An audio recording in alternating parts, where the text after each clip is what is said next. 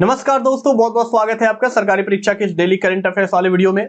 दोस्तों, आज की इस वीडियो में मैं डिस्कस करने वाला हूं आज के कुछ महत्वपूर्ण करंट अफेयर्स, और ये सारे के सारे करंट अफेयर्स के कुछ इंपॉर्टेंट पार्ट इस वीडियो में डिस्कस किए जाएंगे, और साथ ही साथ इससे आपके एग्जाम में कैसे सवाल बन सकते हैं वो भी डिस्कशन मैं इस वीडियो में करने वाला हूं। तो दोस्तों, सबसे जरूरी बात कि आप इस वीडियो को जितना हो सके शेयर करें अपने फ्रेंड्स और रिलेटिव के साथ जो एग्जाम की तैयारी में लगे हुए हैं, और साथ ही साथ इस चैनल को सब्सक्राइब कर ले अगर आप इस चैनल पे नए हैं। और चैनल को सब्सक्राइब करते वक्त बेल आइकन को जरूर प्रेस कर ले और उसमें नोटिफिकेशन को ऑल कर दे। इससे आपको इस चैनल के माध्यम से जितने भी वीडियो अपलोड किए जाते हैं उसकी नोटिफिकेशन आप तक पहुंचती रहेगी। तो दोस्तों, इस वीडियो को लास्ट तक जरूर देखें और कोशिश करें कि जितनी भी इंफॉर्मेशन यहां मैं डिस्कस कर रहा हूं उसे कंसंट्रेट माइंड से सुने और पढ़ें, और साथ ही साथ जो भी आपको यहां पे इंपॉर्टेंट इंफॉर्मेशन लग रही है उसे कहीं नोट डाउन जरूर कर ले। तो दोस्तों, बिना देर किए इस वीडियो को आगे बढ़ाते हैं और देखते हैं हमारे आज के महत्वपूर्ण करंट अफेयर।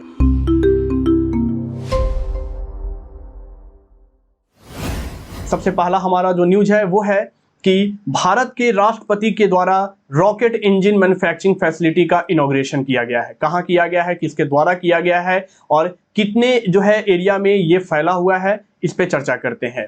तो जो रॉकेट इंजन फैसिलिटी का जो इनॉग्रेशन किया गया है भारत के राष्ट्रपति श्रीमती द्रौपदी मुर्मू द्वारा, वो क्रायोजेनिक रॉकेट इंजन का जो है ये मैन्युफैक्चरिंग फैसिलिटी का इनॉग्रेशन किया गया है। और कहाँ किया गया है, तो बेंगलुरु में किया गया है। याद रखिएगा, बेंगलुरु में किया गया है।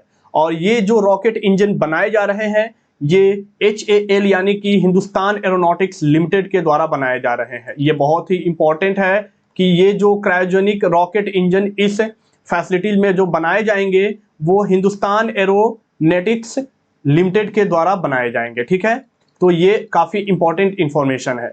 और साथ ही साथ ये जो क्षेत्र को जो कवर कर रहा है जहां पे ये रॉकेट इंजन बनाए जाएंगे वो 4500 स्क्वायर मीटर में ये ऑर्गेनाइजेशन फैला हुआ है जहां पे इस तरह के निर्माण किए जाएंगे। और इसके लिए जो है HAL यानी कि हिंदुस्तान एरोनॉटिक्स लिमिटेड ने इसरो के साथ 2013 में ही एक समझौता ज्ञापन पे हस्ताक्षर किया था। और उस समय ये डिसीजन लिया गया था कि भारत में अब जो है हिंदुस्तान एरोनॉटिक्स लिमिटेड के द्वारा क्रायोजेनिक इंजन का निर्माण किया जाएगा। पहले ये जो क्रायोजेनिक इंजन होते थे भारत में, ये जो प्राइवेट कंपनीज होती थी वो करती थी, या तो भारत के बाहर से ये इंजन मंगाए जाते थे। लेकिन अब जो है इस इंजन का निर्माण जो है हिंदुस्तान एरोनॉटिक्स लिमिटेड के द्वारा किया जाएगा। और ये जो इंजन होते हैं ये बेसिकली हमारे भारत देश के जितने भी लॉन्च व्हीकल्स है जो स्पेस में जाते हैं, जैसे PSLV, GSLV या MK2 GSLV या GSLV MK2, ऐसे जो है लॉन्च व्हीकल्स में ये इंजन यूज किए जाते हैं। और बेसिकली ये इंजन जो है लॉन्च व्हीकल्स का लास्ट स्टेज होता है। जब स्पेस में जाते हैं तो वहां के टेम्परेचर कम होते हैं और ये लो टेम्परेचर पे ये इंजन अपने लॉन्च व्हीकल्स के जो हेवीएस्ट पार्ट होते हैं उसको आगे बढ़ाने में मदद करता है। ठीक है, और जो हमारे भारत में सबसे पहला क्रायोजेनिक इंजन जो सफल बनाया गया था, यानी उसका निर्माण जो सफल हुआ था वो 2014 में हुआ था। वैसे तो क्रायोजेनिक इंजन जो सबसे पहले भारत में तैयार किए गए थे वो 2000 में तैयार किए गए थे, लेकिन इसका जो परीक्षण किया गया उसमें भारत को सफलता नहीं मिली। लेकिन 2014 में जाके क्रायोजेनिक इंजन के फील्ड में भारत को सफलता मिली। और जब भारत को इस फील्ड में सफलता मिली तब पूरे दुनिया में क्रायोजेनिक इंजन बनाने वाला भारत जो है वो छठा कंट्री बन गया। ठीक है, अब इससे रिलेटेड कैसे सवाल आपके एग्जाम में पूछे जा सकते हैं इस पे थोड़ी चर्चा कर लेते हैं। आपके एग्जाम में ये पूछे जा सकते हैं कि हाल ही में रॉकेट इंजन मैन्युफैक्चरिंग फैसिलिटी का इनॉग्रेशन श्रीमती द्रौपदी मुर्मू जी द्वारा कहां किया गया है, तो हमारा पहले सवाल का जवाब होगा बेंगलुरु में किया गया है। दूसरा सवाल ये बन सकता है कि ये जो रॉकेट इंजन बनाए जा रहे हैं उसका निर्माण किसके द्वारा किया जाएगा, तो किसके द्वारा किया जाएगा, हिंदुस्तान एरोनॉटिक्स लिमिटेड के द्वारा किया जाएगा। ये दूसरा सवाल का जवाब है।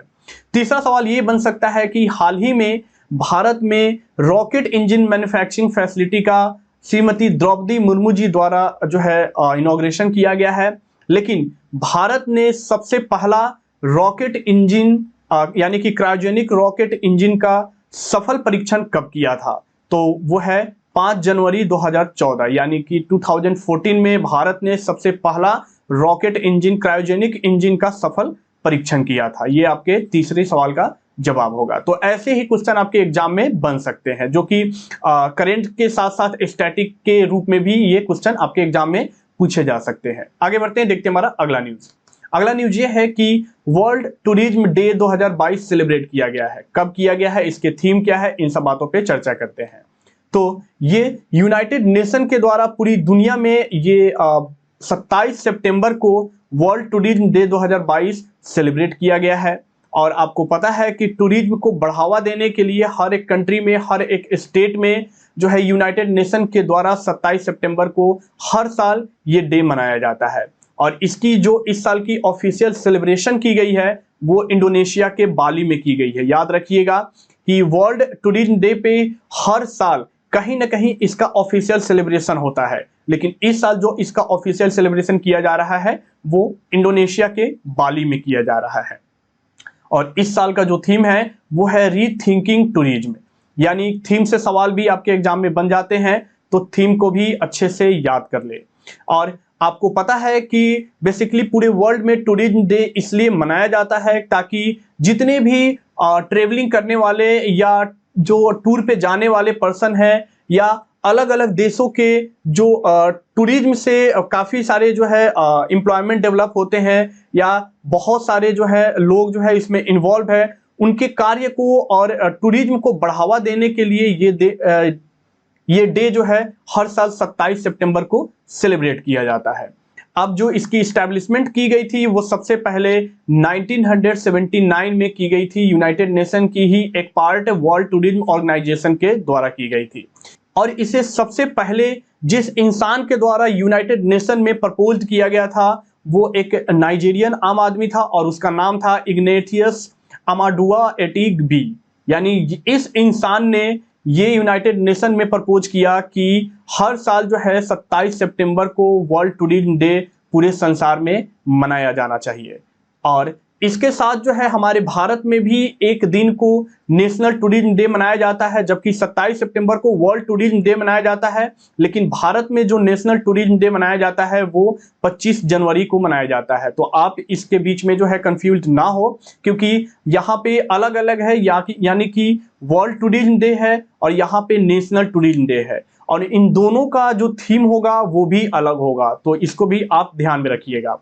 अब इससे सवाल कैसे बन सकते हैं, तो आपको इससे सवाल ये बन सकते हैं, पहला सवाल कि जो है वर्ल्ड टूरिज्म डे 2022 कब सेलिब्रेट किया गया है, तो कब किया गया है, 27 सितंबर को। ये आपका पहला सवाल का जवाब है। दूसरा ये बन सकता है, थीम से रिलेटेड सवाल बन सकता है कि इस साल का थीम क्या है, तो रीथिंकिंग टूरिज्म। और तीसरा सवाल ये बन सकता है कि नेशनल टूरिज्म डे कब बनाया गया है। यहाँ पे मैंने नेशनल टूरिज्म डे के बारे में भी इंफॉर्मेशन दिया है, तो ये 25 जनवरी को मनाया गया है, ये तीसरा है। और साथ ही साथ इसे किसके द्वारा जो है प्रपोज किया गया था, इससे भी सवाल आपके एग्जाम में स्टैटिक के रूप में बन सकते हैं, तो इसे भी ध्यान में रखें। आगे बढ़ते हैं, देखते हैं हमारा अगला न्यूज। अगला न्यूज ये है कि केंद्र सरकार के द्वारा घरेलू एविएशन फ्यूल का जो है वो निर्माण कर लिया गया है। यानी कि जो एविएशन इंडस्ट्री में जो फ्यूल यूज किए जाते हैं वो अब तक दूसरे देशों से मंगाए जा रहे थे, लेकिन अब भारत में ही इस फ्यूल का निर्माण किया जाएगा। इस फ्यूल का नाम क्या है, किसके द्वारा निर्माण किया जाएगा, इन सब बातों पे चर्चा करते हैं। तो इस फ्यूल को जो है AVGAS 100 LL के नाम से जाना जा रहा है। और बेसिकली ये जो फ्यूल है ये जितने भी एयरक्राफ्ट्स के इंजन होते हैं, चाहे वो पिस्टन इंजन है या जो एरियल व्हीकल्स होते हैं, उसमें ये फ्यूल यूज किए जाते हैं। और इस फ्यूल का जो निर्माण किया जाएगा वो इंडियन ऑयल कॉरपोरेशन के द्वारा किया जाएगा। इसकी जानकारी अभी हाल ही में दी गई है। और ये अगर हम बात कर ले कि इस तरह के जो फ्यूल अभी निर्माण किए जा रहे हैं हमारे भारत में, इससे पहले हमारे भारत में नहीं बनते थे। और इस तरह के फ्यूल को भारत जो है वो यूरोपियन कंट्री से इंपोर्ट करता था, इसे आप ध्यान रखिएगा। तो ये भारत में बना जो है ये अपने आप में एक पहला फ्यूल है जो एविएशन फ्यूल के तौर पे यूज किया जाएगा।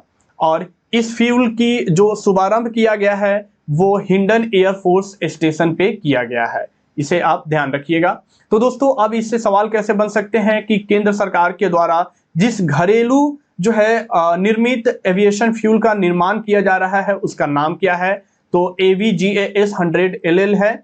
और दूसरा क्वेश्चन ये बन सकता है कि इसका निर्माण जो है किसके द्वारा किया जा रहा है? तो दूसरे क्वेश्चन का जवाब होगा इंडियन ऑयल कॉर्पोरेशन के द्वारा किया जा रहा है।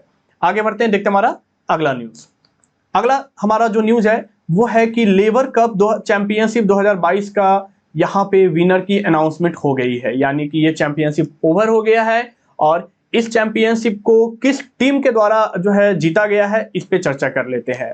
तो लेवर कप चैंपियनशिप 2022 के जो विजेता बने हैं वो टीम वर्ल्ड बनी है, यानी कि ये जो चैंपियनशिप है इसके फाइनल दो टीमों के बीच में खेली गई थी। वो एक थे टीम वर्ल्ड और दूसरा था टीम यूरोप, यानी कि टीम वर्ल्ड ने टीम यूरोप को 13 और 8 के डिफरेंस से हराकर लेवर कप चैंपियनशिप 2022 का खिताब अपने नाम कर लिया है। और इस चैंपियनशिप का जो आयोजन किया गया था वो 23 सितंबर से लेकर 25 सितंबर तक लंदन में किया गया था। और मैं आपको यहाँ पे बता दूं कि ये जो लेवर कप जो खेला जाता है ये बेसिकली एक मेंस टेनिस टूर्नामेंट होता है और दो टीमों के बीच में खेले जाते हैं। और जो पहला टीम होता है वो टीम होता है यूरोप का टीम, यानी कि जितने भी यूरोप के फेमस टेनिस प्लेयर्स हैं वो इस टीम में पार्टिसिपेट करते हैं। और दूसरा जो टीम होता है वो वर्ल्ड के जितने भी टेनिस प्लेयर है वो इस जो है टीम में पार्टिसिपेट करते हैं, यानी दो टीम बनाए जाते हैं, एक यूरोपियन टेनिस प्लेयर के टीम और एक वर्ल्ड टेनिस प्लेयर के टीम। और इन दोनों टेनिस प्लेयर के टीम के बीच में इस चैंपियनशिप का आयोजन किया जाता है। तो इस साल जो इस चैंपियनशिप के विजेता बने हैं वो टीम वर्ल्ड बनी है और ये टीम वर्ल्ड का लेवर कप चैंपियनशिप का पहला खिताब है, इसे भी आप ध्यान में रखिएगा। आगे बढ़ते हैं, देखते हैं हमारा अगला न्यूज। अगला न्यूज ये है कि एक अवार्ड है और ये बहुत ही फेमस अवार्ड है और साइंस के फील्ड में तो ये एक सर्वश्रेष्ठ अवार्डों में से एक है। नाम है ब्रेक थ्रू प्राइज, यानी 2023 के लिए ब्रेक थ्रू प्राइज के अवार्ड की घोषणा कर दी गई है। और ये अवार्ड किसको मिला है, किन किन फील्ड में मिला है, इस पे चर्चा करते हैं। तो साइंस के फील्ड में ये वर्ल्ड का लार्जेस्ट अवार्ड है और इस साल जो ये अवार्ड दिए गए हैं वो साइंस कैटेगरी में 3 अवार्ड दिए गए हैं, मैथमेटिक्स कैटेगरी में 1 अवार्ड दिए गए हैं और फंडामेंटल फिजिक्स में 1 अवार्ड दिए गए हैं। यानी कि ये अवार्ड बेसिकली 3 कैटेगरी में दिए जाते हैं, फंडामेंटल फिजिक्स, मैथमेटिक्स और लाइफ साइंस। और जो फंडामेंटल फिजिक्स में इस अवार्ड के जो विजेता घोषित हुए हैं वो है गिल्स ब्रैसर्ड और मैथमेटिक्स कैटेगरी में इस अवार्ड के जो विजेता बने हैं वो है डेनियल स्पिलमैन, एल यूनिवर्सिटी के एक प्रोफेसर हैं। और लाइफ साइंस में इस अवार्ड के जो विजेता है वो है क्लिफर्ड ब्रैंगवेन और एंथोनी श्यूमन, डेमिस हसैविस, जॉन जंपर और इमैनुअल मिग्नॉट और मेसासी येनागिसावा, ये जो है इस कैटेगरी में विनर घोषित किए गए हैं। और इस अवार्ड का जो निर्माण किया गया था वो सिलिकॉन वैली के जो एंटरप्रेन्योर्स थे उनके द्वारा निर्माण किया गया था 2010 में। याद रखिएगा इस अवार्ड को 2010 में शुरू किया गया था। और इस अवार्ड में जो अवार्ड प्राइज दिए जाते हैं वो नोबेल प्राइज से भी ज़्यादा इस अवार्ड में कैश दिए जाते हैं। यानी कि इस अवार्ड में ब्रेक थ्रू प्राइज में जो कैश प्राइज मिलते हैं वो 3 मिलियन यूएसडी डॉलर मिलते हैं और जो नोबेल प्राइज में जो कैश प्राइज मिलते हैं वो 1 मिलियन यूएस डॉलर मिलते हैं। तो आप देख सकते हैं कि इस अवार्ड की अहमियत कितनी है कि नोबेल प्राइज में जितने कैश प्राइज दिए जाते हैं उससे 3 गुना कैश प्राइज जो है इस अवार्ड में दिए जाते हैं। तो दोस्तों इस अवार्ड को अच्छे से ध्यान से जो है इसको बढ़िया से रिवाइज कर ले, किस कैटेगरी में किस पर्सन को दिया गया है ये नाम को भी आप अच्छे से याद कर ले, क्योंकि कई बार जो है आपके नाम से भी सवाल बन सकते हैं कि इस कैटेगरी में किन किन को ये अवार्ड से सम्मानित किया गया है। आगे बढ़ते हैं, देखते हैं हमारा अगला न्यूज। हमारा अगला न्यूज है कि कोचीन इंटरनेशनल एयरपोर्ट को ASQ अवार्ड से सम्मानित किया गया है। ये ASQ अवार्ड क्या होता है और इस अवार्ड से कोचीन इंटरनेशनल एयरपोर्ट को ही क्यों सम्मानित किया गया है, इस पे चर्चा कर लेते हैं। तो ASQ का मतलब होता है एयरपोर्ट सर्विस क्वालिटी, यानी कि इस एयरपोर्ट के द्वारा पैसेंजर को जो सर्विस दी गई है वो किसने क्वालिटी की दी गई है। यानी जो अगर हम दूसरे एयरपोर्ट की तुलना कर ले तो उस एयरपोर्ट की तुलना में इस एयरपोर्ट के द्वारा पैसेंजर को किस क्वालिटी की सर्विस दी गई है उसी कैटेगरी में इस जो है एयरपोर्ट को इस सम्मान से सम्मानित किया गया है। और ये जो सम्मान दिया गया है ये एयरपोर्ट काउंसिल इंटरनेशनल के द्वारा इस एयरपोर्ट को दिया गया है। और अगर हम ये कह दें कि ग्लोबल एविएशन सेक्टर में ये जो ऑनर दिया गया है इस एयरपोर्ट को, ये one of the highest honour इस एयरपोर्ट को दिया गया है। यानी कि ग्लोबल एविएशन सेक्टर में ये सम्मान जो है बहुत ही सर्वश्रेष्ठ सम्मान होता है कि किसी भी एयरपोर्ट के द्वारा जो पैसेंजर को सर्विसेज दी जाती है उसमें कितनी % गुणवत्ता होती है ये भी खास मायने रखते हैं। ठीक है, तो इस एयरपोर्ट के द्वारा लॉकडाउन के बाद जो पैसेंजर को सर्विसेज दी गई है वो काफी अच्छी सर्विसेज दी गई है और उसे इसी कारण जो है इस अवार्ड से सम्मानित किया गया है। आगे बढ़ते हैं, देखते हैं हमारा अगला न्यूज। अगला न्यूज ये है कि मेडागास्कर में भारतीय राजदूत नियुक्त किए गए हैं। यानी कि कौन नए राजदूत बने हैं मेडागास्कर के, तो इस पे चर्चा कर लेते हैं। तो इनका नाम है बंदारू विल्सन बाबू। ये मेडागास्कर में भारतीय राजदूत नियुक्त किए गए हैं और इन्होंने जिनकी जगह ली है उनका नाम है अभय कुमार। यानी कि मेडागास्कर में इससे पहले जो भारतीय राजदूत के रूप में कार्य कर रहे थे वो अभय कुमार कार्य कर रहे थे। इन्होंने अभय कुमार जी की जगह ली है। और अगर हम प्रेजेंटली बंदारू विल्सन बाबू जी की बात कर ले जो अभी नए राजदूत बने हैं मेडागास्कर में भारतीय, तो वो अभी जो है मिनिस्ट्री ऑफ एक्सटर्नल अफेयर्स में ज्वाइंट सेक्रेटरी के रूप में ये कार्य कर रहे हैं। और इन्होंने जो है यूरेशिया डिवीजन में ज्वाइंट सेक्रेटरी के रूप में भी कार्य किया हुआ है।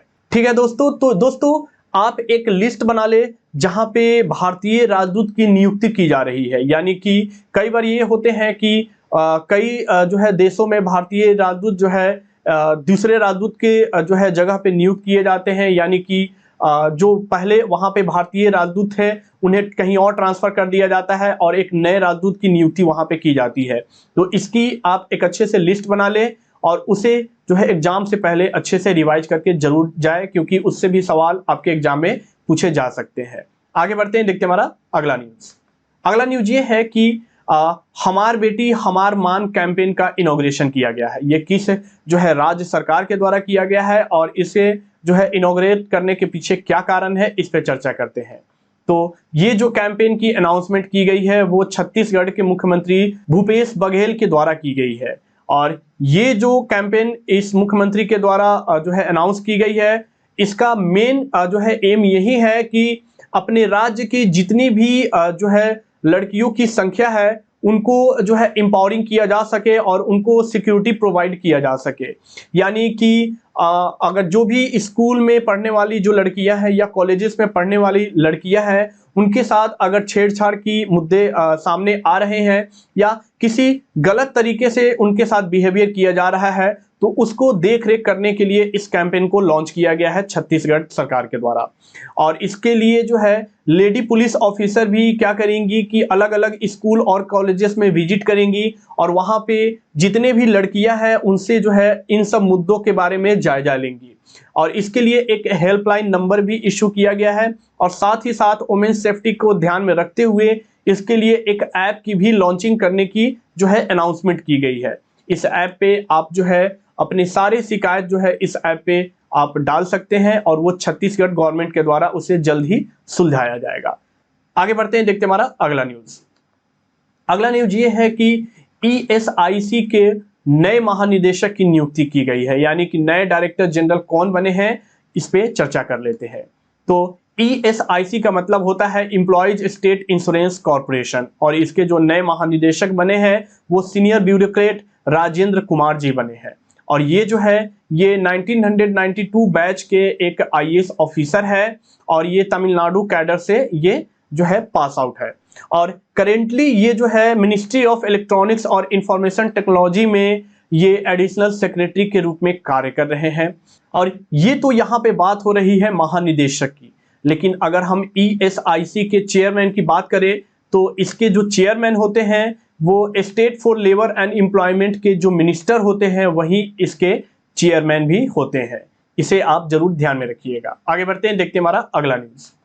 अगला न्यूज ये है कि एक हॉलीवुड एक्ट्रेस लुइस फ्लेचर का हाल ही में निधन हो गया है। ये कौन है और ये क्यों आपके लिए इंपॉर्टेंट है इस पे चर्चा कर लेते हैं। तो ये एक ऑस्कर अवार्ड विजेता जो है हॉलीवुड एक्ट्रेस है और इनका अभी हाल ही में निधन हो गया है। नाम है लुइस फ्लेचर। और इन्हें जिस मूवी के लिए ऑस्कर अवार्ड से सम्मानित किया गया था उस मूवी का नाम है one flu over the cuckoos nest. ये मूवी अपने जिस समय ऑस्कर के लिए नामित की गई थी उस समय ये काफ़ी फेमस मूवी थी और इसने सिर्फ ऑस्कर ही नहीं बल्कि बाफ्टा अवार्ड और गोल्डन ग्लोब अवार्ड का भी पुरस्कार जीता था। और ये एक ऐसा मूवी था जिसने 40 सालों में एक जो है ऑस्कर के साथ साथ बाफ्टा और गोल्डन ग्लोब का भी पुरस्कार जीता था। और इस सारे मूवीज के जितने भी जैसे डायरेक्टर हुए या एक्टर हुए या एक्ट्रेस हुए, इन सारे कैटेगरी में जो है इस मूवी को ऑस्कर अवार्ड दिया गया था। और इस मूवी में कार्य करने वाली जो एक्ट्रेस थी लुइस फ्लेचर, वो अभी हाल ही में गुजर गई हैं और उन्हीं से रिलेटेड ये आपका न्यूज है। तो ये इस अवार्ड को यानी कि बाफ्टा और ऑस्कर और गोल्डन ग्लोब यानी तीनों अवार्ड को ये जीतने वाली जो है ये थर्ड हॉलीवुड वुमेन थी। इसे भी याद रखिएगा, यानी हॉलीवुड में जितने भी एक्ट्रेस हैं उनमें से ये तीसरे नंबर की जो है तीनों अवार्ड को जीतने वाली ये एक्ट्रेस थी जिन्हें बाफ्टा, गोल्डन ग्लोब और ऑस्कर अवार्ड से सम्मानित किया गया था। तो इसे आप जरूर ध्यान में रखिएगा। तो दोस्तों ये है हमारे आज के कुछ महत्वपूर्ण करंट अफेयर्स और इस पे कैसे सवाल बन सकते हैं वो तो आपने देखा ही। साथ ही साथ इस करंट अफेयर्स को आप अच्छे से जरूर रिवाइज कर ले और आपको अगर इस करंट अफेयर्स को जो है कंटेंट के फॉर्म में पढ़ना है तो इसके लिए हमारे टेलीग्राम चैनल पे पीडीएफ भी अवेलेबल किए गए हैं। आप इस डिस्क्रिप्शन में जाएं और टेलीग्राम चैनल के लिंक दिए हुए हैं, आप उस लिंक को फॉलो करके आप उसको पीडीएफ के फॉर्म में इसे डाउनलोड कर सकते हैं। अब आपके लिए जो हमारे पास क्वेश्चन है करंट अफेयर और स्टैटिक्स से दोनों से रिलेटेड, वो ये है कि राष्ट्रीय पर्यटन दिवस 2022 का विषय क्या है जो हर साल 25 जनवरी को मनाया जाता है। यानी इस साल जो राष्ट्रीय पर्यटन दिवस मनाया गया है उसके थीम की बात की जा रही है। और यहाँ पे आपका ऑप्शन है भारत का अतुल्य राज्य, देखो अपना देश, समावेशी विकास के लिए पर्यटन और ग्रामीण और सामुदायिक केंद्रीय पर्यटन। इनमें से कौन सही जवाब होगा इसको आपको जो है हमें कमेंट करके बताना है। आप हमें कमेंट करके जरूर बताएं कि इसका सही जवाब क्या होगा। ठीक है, तो अगर आपको ये वीडियो पसंद आया है तो आप इस वीडियो को लाइक करें, अपने फ्रेंड और रिलेटिव के साथ शेयर करें जो एग्जाम की तैयारी कर रहे हैं, और साथ ही साथ हमें कमेंट करके जरूर बताएं कि आपको आज का वीडियो कैसा लगा है। और सबसे जरूरी बात जो मैंने शुरू में ही कहा था कि इस चैनल को सब्सक्राइब कर ले अगर आप इस चैनल पे नए हैं, और साथ ही साथ बेल आइकन को भी प्रेस कर ले। धन्यवाद।